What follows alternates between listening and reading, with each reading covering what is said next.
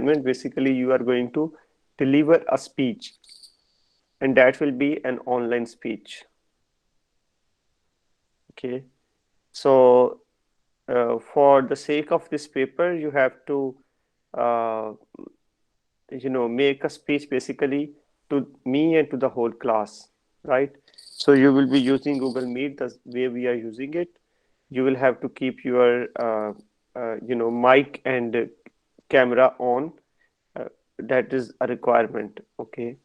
uh, because it is just like making a speech when you make it in the class, right? In front of your classmates, it's just like that. So please have a look at the screen. I'm just going to explain to you how to prepare this speech and then how to deliver it. So there will be a basic overview and some details, and then the organization, some additional requirements, and then the delivery requirements.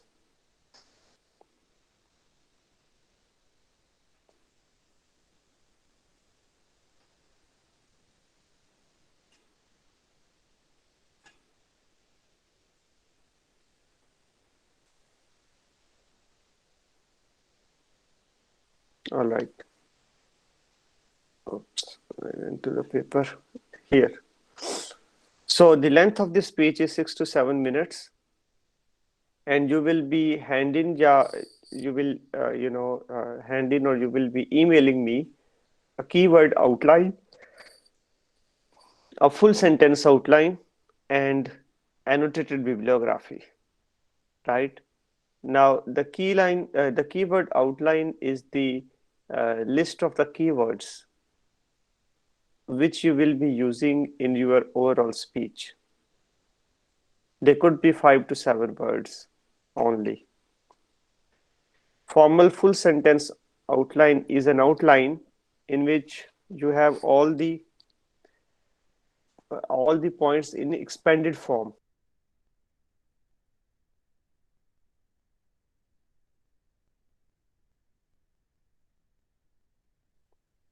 So basically, if you have uh, say 5 words in the keyword outline, then in the formal or full sentence outline, you might write 5 to 7 sentences. So one sentence for each keyword. And once again, you will be emailing me the annotated bibliography. Now, this bibliography probably is going to be the same bibliography you are going to attach today with your annotated uh, with your controversy analysis paper. All right. But the purpose of submitting annotated bibliography once again is that we want to make sure you prepare your speech based upon those 10 resources. Okay. So that speech is not going to be a random speech. It's not going to be just what you think about a topic. It's not going to be a standalone speech on a topic. Rather, it should be a speech based upon the resources you mentioned in your annotated bibliography, right? So when you deliver this speech after a few classes, we'll set a date for the speeches. Before the speech, I will give you a time frame. You have to send me a keyword outline, a formal or full sentence outline, and annotated bibliography. You have to send them as an email. Now, in the details. The bulk of this speech consists of informing your classmates about the main issues and questions that arise in your controversy. All right. By controversy, we mean the topic on which you wrote your paper. So you will be informing your classmates about the main issues and the questions that you came across while reading the material and while writing the paper on this topic. So you can mention what kind of claims you come across and what kind of claims are there. I'll share with you this explanation of 4 types of persuasive claims as well, right? So basically, this part of the speech means that whenever you read an article written by somebody else on a particular topic, in most of the cases, the writers always have claims, right? And they support that claim with reference to certain arguments, right? Now, there are various kinds of claims. There are claims of definition, there are claims of fact or value or policy. Simply speaking, a claim of definition is the one which claims to have a new definition related to any particular issue. A claim of fact is a claim uh, which claims to have introduced a new fact related to a particular controversy. Claim of value is the one which offers a new value related to any particular controversy. And claim of policy is the one which offers or which proposes a new policy related to a particular controversy or related to a particular issue, right? Now, for example, if you are working on the controversy related to or the issue related to the vaccine for coronavirus, right? So if you come across a reading and in that reading the writer has discussed the vaccine in the sense that she or he tries to come up with a definite explanation of the role of vaccine in curing a particular disease, right? And based upon that definition, the writer says that, well, the actual role of coronavirus vaccination is not to kill the germ. It does not fight against the germ. Rather, it only boosts the immunity of the individual who has received the vaccination, right? And then as you read through the article, you realize that throughout the article, the writer has tried to establish this point that vaccine does not work against the coronavirus. Rather, it works for the immunity of the individuals, right? And the point that the writer is making is that vaccine is not a treatment against coronavirus. Okay, rather it just enhances the immunity of the individual. So basically, what the writer is trying to do is the writer is trying us to understand a certain definition of vaccine. All right. So that is why that kind of claim will be called a claim of definition. So there could be some claims of facts as well, where the writer might have introduced to us a new fact about vaccine, right? It's the same controversy, but the writer might have in a different article, as an example, might have introduced to us on the basis of some statistics that the countries which in fact have the greatest number of and the biggest number of vaccinated people. In fact, those countries have the highest number of uh, coronavirus infections, right? And from there, the writer is trying to show that there is no correlation between uh, between the vaccinated people and the safety against the coronavirus infection, right? But in order to establish this claim, the writer has referred to certain facts, okay? And the facts are the statistics about the number of people vaccinated in a country and the number of infections detected in that particular country, right? So the writer wants us to understand a new interesting fact about uh, coronavirus vaccine. And the fact is this, that there is no direct correlation between the number of uh, vaccinated people and the number of infected people in a particular country. So you might have more vaccinated people and more infections, and you might have less, vaccinated people and less infections, right? So, so this kind of claim will be a fact-based claim.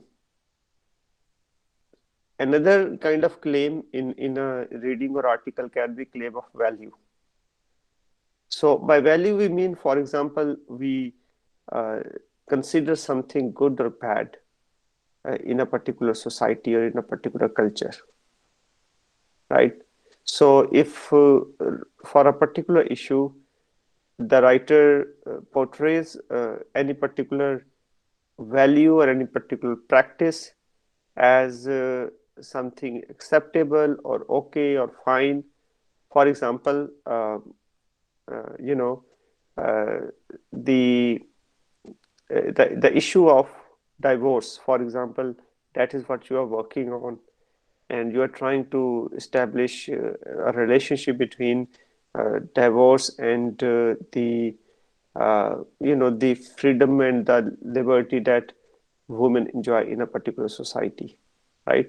And from the reading of a particular article, you realize that the writer over here has argued that in fact divorce is not as bad a practice as it is considered in some societies, because divorce allows the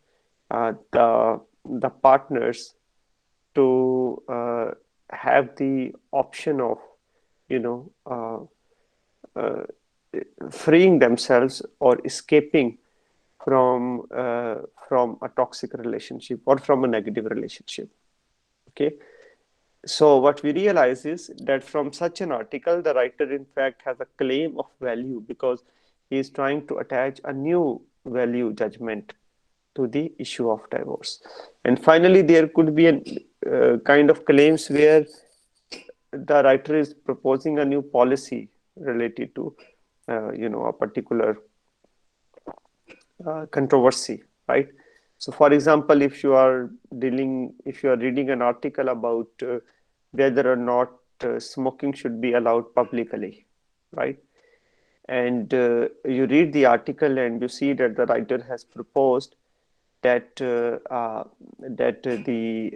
lawmakers uh, should propose this policy in the parliament that smoking should be prohibited, legally prohibited on the at the public places, right? Because of various reasons, right? Now, in that case, you will say that this writer has proposed something related to the policy. So the claim is basically claim of policy, right?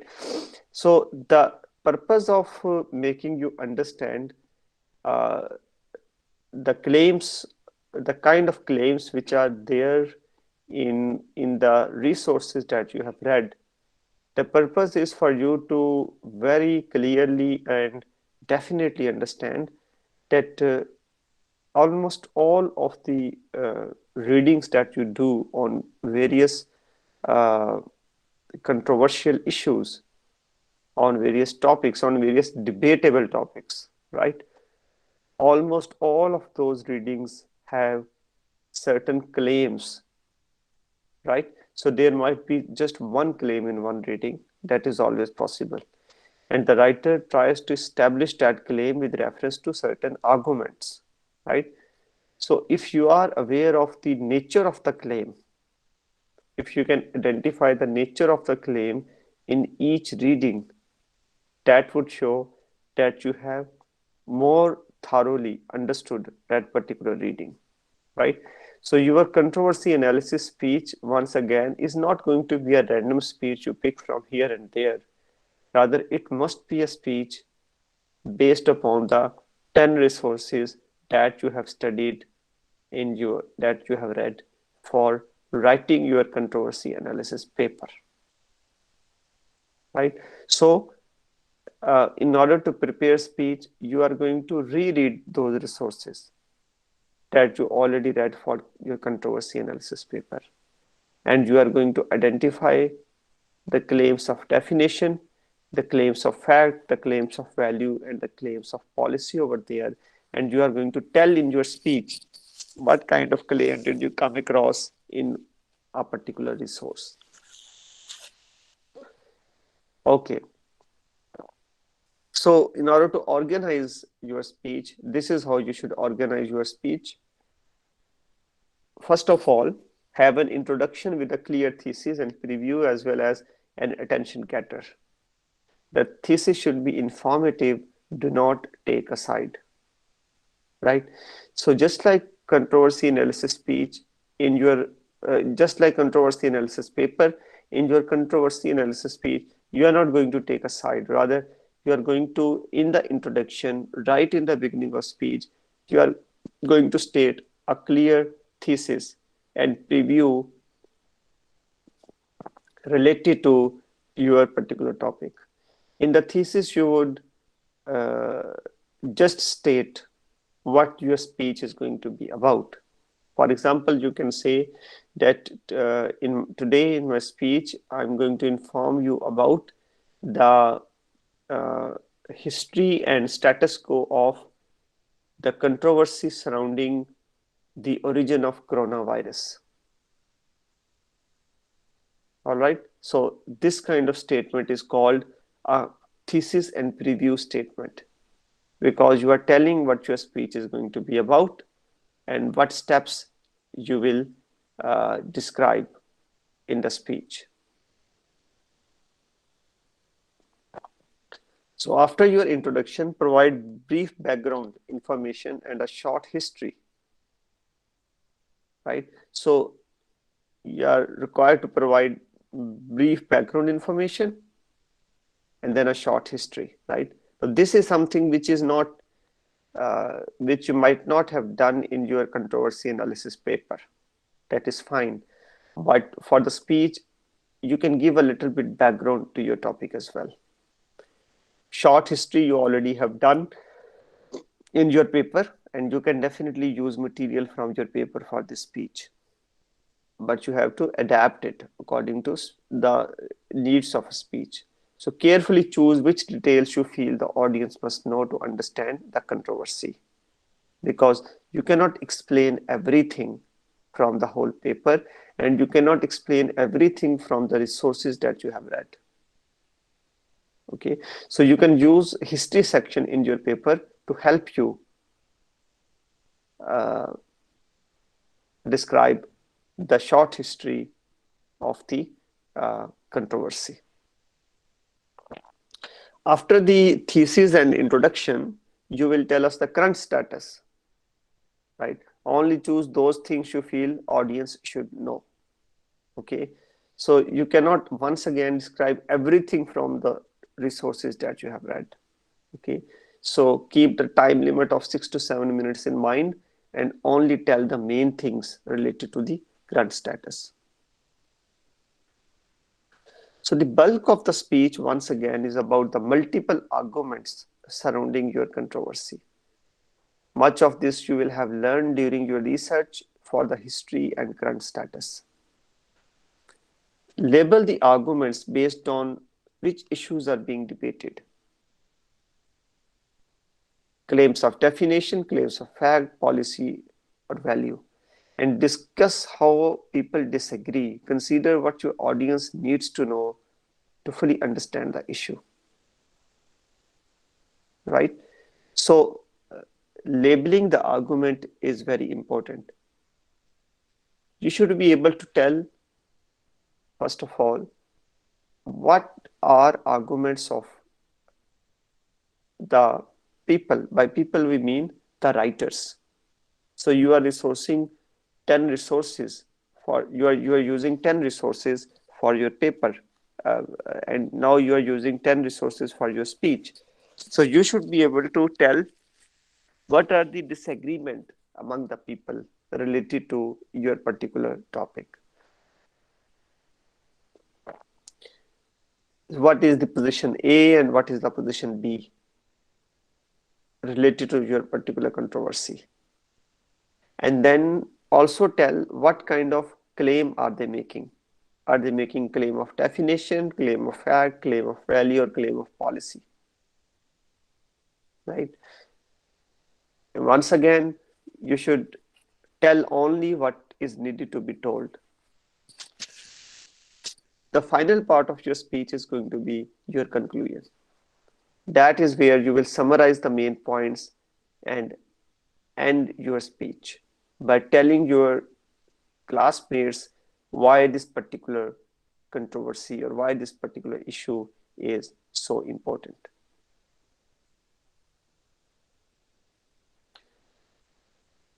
Okay, finally, we have additional requirements and delivery requirements. Okay, we will go over the additional requirements today, but for delivery requirements, we will discuss that in the next class.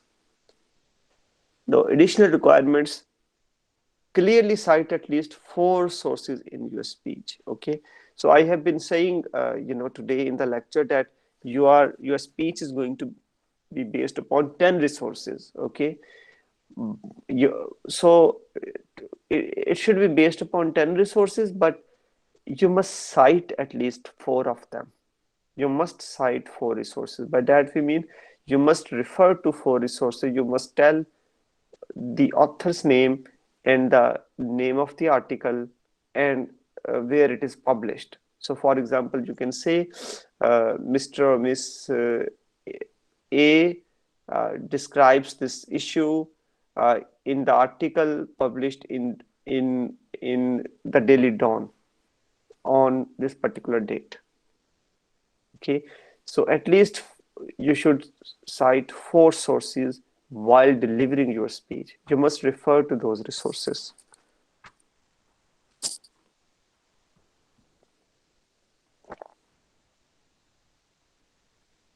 When you write the outline, in the outline itself, you should give in-text citation, right? But when you make the speech, of course, you can just verbally describe the resource. Organization is key. Ideas can only be stated once. Your audience cannot go back and reread what you have said. You must be clear and concise the first time. Okay, so organize your speech well. Don't keep repeating the points. So once you have given the background and introduction of your topic, now you are done with it. Move on to the next part of the history of the controversy.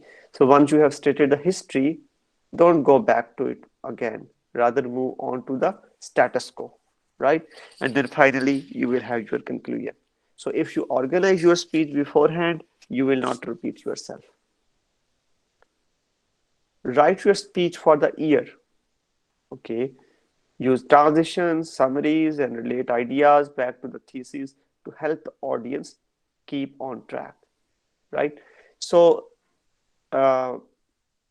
if you try to read your speech exactly from the text of your controversy analysis paper, that will sound a little weird. Why? Because when you write something to be read by various people, the nature of that particular text is so different. Okay. However, when you write something to be listened to by somebody, then you keep various things in mind. For example, if you are writing something for as a speech and you want to deliver it, in most cases you will use shorter sentences. You will use simpler sentences. Also, you will use appropriate transitions. Okay, as you move from one part of the speech to the other, you will keep the audience engaged, and you will keep telling the audience what you are talking about. Okay, so if your speech is about, the origin of coronavirus, keep telling your audience what exactly is the point about the origin of coronavirus. So for example, uh, when you are explaining the history of the origin of coronavirus, you might like to mention these words. Now I am going to explain where coronavirus originated, right? And after that section is over, then you should use another sentence like, now I will move on to explain to you what is the current situation or current understanding of the origin of coronavirus, right? Now, finally, produce a visual aid for the speech that supports but does not overshadow your main point. Okay, now this is something additional. This is what was not in your paper, so you need to work around it. Try to find out a visual aid that could uh, engage your audience and that you can show to your classmates. It could be a poster, or it could be a graph, or it could be a picture, right? It could be something that you draw yourself, right? I'm not asking for slides. Okay, I'm not asking for slides. It will be one single visual aid. This visual aid could be on a PowerPoint slide as well, but just on one slide. Okay, the purpose is to show that one visual aid. All right, these won't be number of number of paintings or graphs, or just one piece. Okay, something interesting which is relevant, fully relevant to your topic. Okay, uh, and you can begin your speech by pointing at that particular visual aid. All right, so this is for today. Now, whatever we have discussed so far, it is about the content of your controversy analysis speech. So your controversy analysis speech is going to be based upon 10 resources, and you must cite at least 4 resources. Your controversy analysis speech should span over 6 to 7 minutes, and your controversy analysis speech should have in it a thesis and preview statement, a little background, short history, current status, and conclusion. You should also include a visual aid, and you must cite at least 5 sources in your speech. All right, so this is about the content of the speech. Now in the next class we will discuss how to deliver this speech. All right, if you have any question you can ask.